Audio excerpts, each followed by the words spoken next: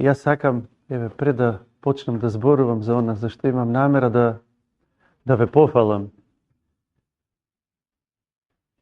И свештеникот, но и црковниот одбор и секако сите вас за тоа што овој храм е вака прекрасно уреден, прескописан. Но, меѓу другото, заради тоа што доаѓаат убави и пофални зборови од архиерејскиот намесник, но и од парохискиот свештеник, заради тоа што ова село се покажа како послушно на апелот и на послушанието од нашиот свет владика да се прекинат овие антихристијански и пагански обичаи како што е курбанот. Знаете добро сите дека 100 години наназад се колел тој така наречен несреќен курбан на празникот на Успение на Пресвета Богородица, но еве веќе неколку години тоа е прекинато. А што е прекинато? Не сме прекинале ништо што е добро и ништо што е убаво и што е благословено. Народот си се собира и понатаму. После литургијата свештеникот го благословува ручекот, но не го нарекуваме курбан, не се колат безсловесни животни во црковниот двор. И тогаш кога е среда и петок, среда или петок ќе падне празникот, подготвуваме постно јадење. Не можеме да делиме месо, тоа никако да го разбере народот, а згора на тоа мислиме дека на Бог му принесуваме служба. Каков црн христијанин си ти во среда и во петок да јадеш месо? Не навлегуваме во ничија приватност, во рамките на Богом даруваната слобода, како ќе живее дома и што ќе јаде на својата домашна трпеза. Иако црквата повикува и вели дека во среда и во петок треба да постиме. А знаете ли зашто постиме, браќи и сестри, во петок? Постиме од благодарност кон Бог. Се сеќаваме во тој наш подвиг, во тоа наше мало самоодрекување од вкусна и од мрсна храна, на сите маки и страдања што ги претрпе Богочовекот Христос за нас. Во среда беше предаден за 30 сребреници, исмеван и биен. И целата таа агонија во Гециманската градина се случува во среда. А во петок, заради крстната жртва на Голгота, денот во кој што заради нас и нашето спасение Бог ниту јадел, ниту пиел, и во својата жет, кога побарал вода да му дадат, му дале жолчка и оцет. И првите христијани, уште од првите векови, тоа се првите постови што се востановени. Во среда и во петок ништо не јаделе, се до зајди сонце, ниту јаделе, ниту пиеле. А ние во среда и во петок колеме курбани во црковните дворови, делиме месо и се нарекуваме христијани.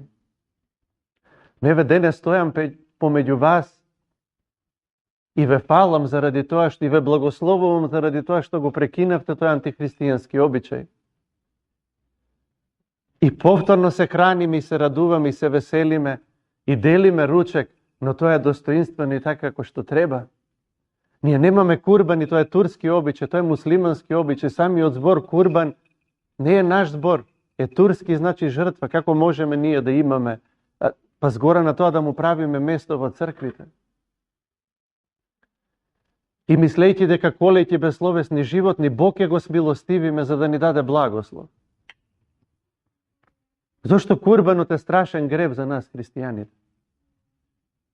Заради тоа што единствениот курбан, единствената жртва за нас е Богочовекот Христос. Јагнето Божјо кое што ги зема на себе гревовите на светот и кое што се жртвуваше за нас.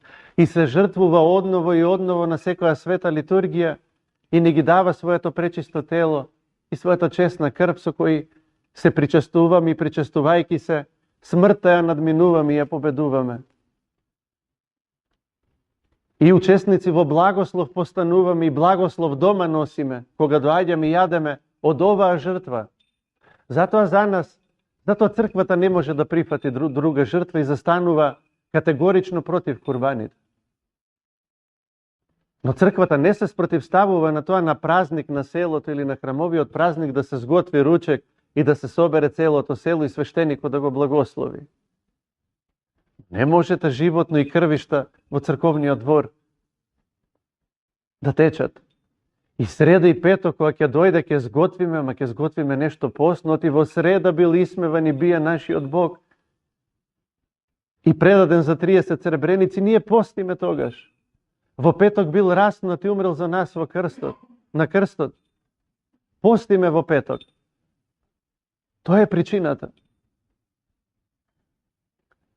Затоа ви благодарам и ве благословувам и Бог да го умножи секој благослов и на вас и во ова село заради вашето послушание и разумност.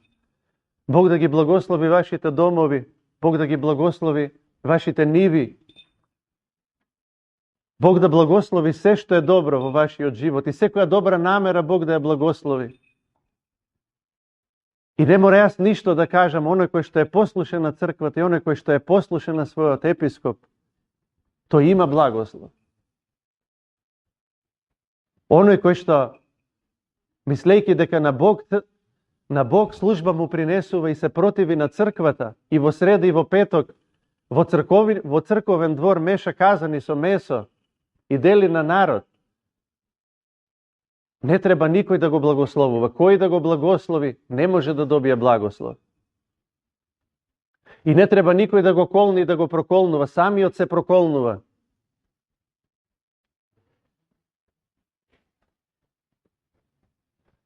Нема проклетство за оној кој што не знае и кој што од незнаење правил нешто. Но од оној миг, од како кажал владиката, од како кажала црквата да не се прави нешто, а ти продолжуваш да се инатиш и да му служиш на ѓаволот, каков црн благослов ќе чекаш? Нема благослов.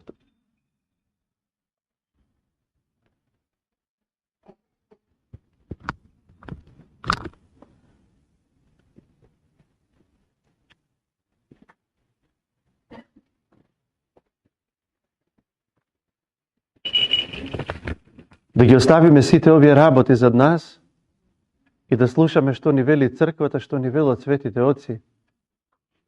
Или што ни велат нашите стари. Сите знаеме дека нашите баби во среда и во петок постеа.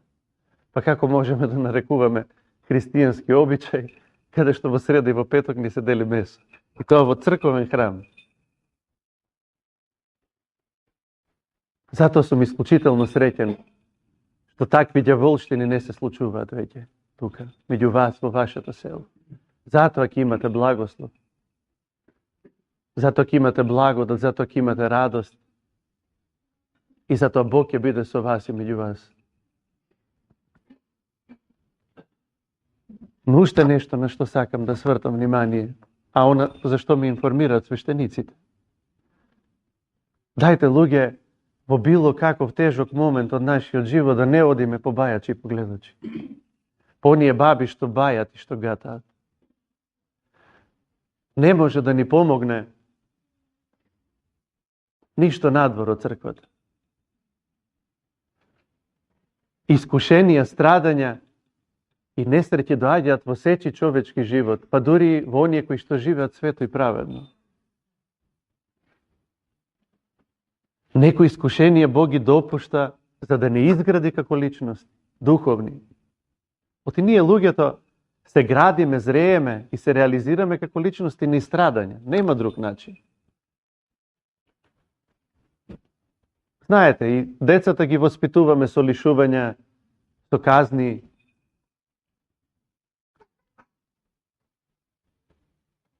Во миговите на искушение, дајте да бараме сила Божја, да бараме трпение, за да можеме да се изградиме како духовни личности. Како да стекнеме трпение ако не трпиме.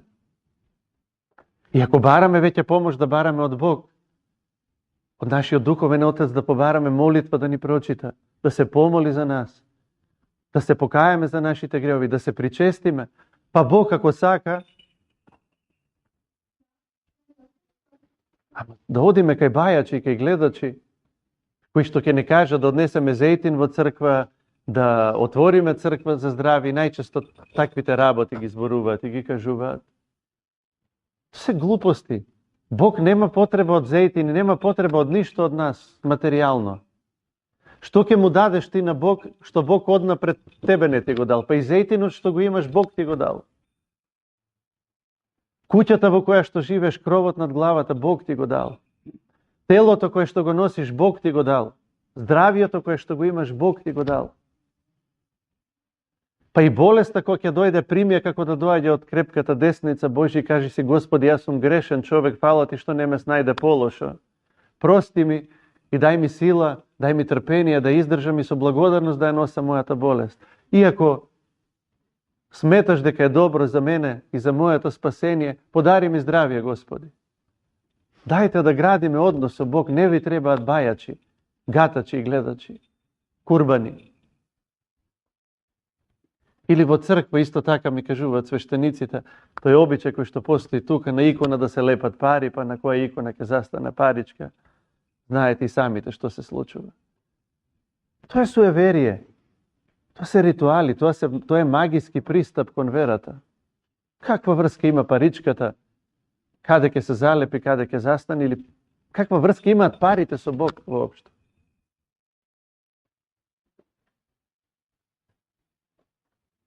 Бог се што бара од нас е нашето срце, ништо друго не ни бара, од ништо нема потреба од нас. Нашето срце и нашиот чист живот.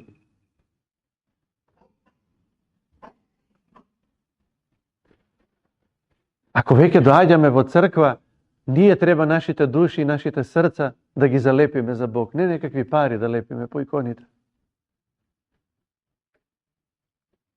Сета наша надеж, сите наши очекувања, сите наши стремежи, па и сите наши стравови, очекувања,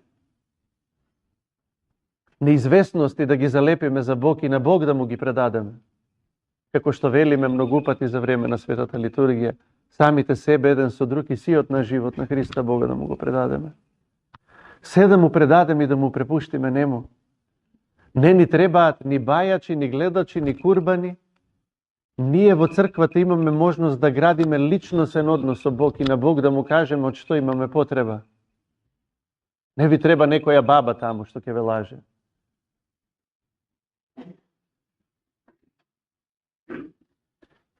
Или од безсловесно животно парче месо ќе однесам дома и мислам дека сум однел благослов некако. Од кога тоа јадењето и пиењето се јаде? И видете го тој менталитет на нашиот народ. Ќе одам да преспијам во манастир за здравие. Ќе одам, ќе апнам фасулче за здравие. Никој не вика ќе постам за здравие. Никој не вика ќе одам, ќе поработам во некоја црква за здравие. Се со спиење и со јадење што е поврзано. Мора подвиг за да добиеме благослов. Дај крв, прими дух, викаат светите отци. Умри за да живееш. Мора да се потрудиме. Мора да претрпиме. Или ајде нешто нечени во животот, или се караат. Знаате, и синот ајде кај бајачка ќе одам. Да ја оправи работата. Ке бива. Ве молам, послушајте ме, да се опаметиме, да ги оставиме овие глупости, да се држиме за светото Евангелие, за светото предание на црквата. Држејќи се за нив, ќе имаме живот, ќе имаме благослов и се што е добро во нашиот живот. Еве сега ќе ве повика свештеникот да се причестите. Ве молам, подготвувајте се да се причестувате.